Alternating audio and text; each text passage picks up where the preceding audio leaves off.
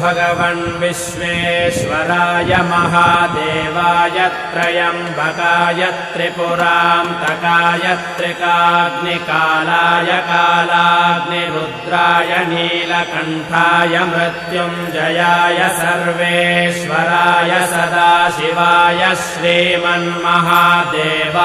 नमः।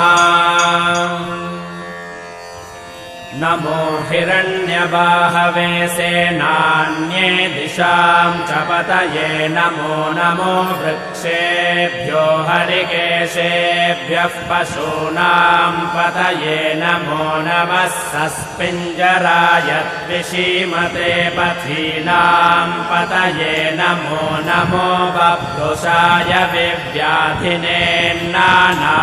पतये नमो नमो हरिकेशाय योपवीदिने पुष्टानां पतये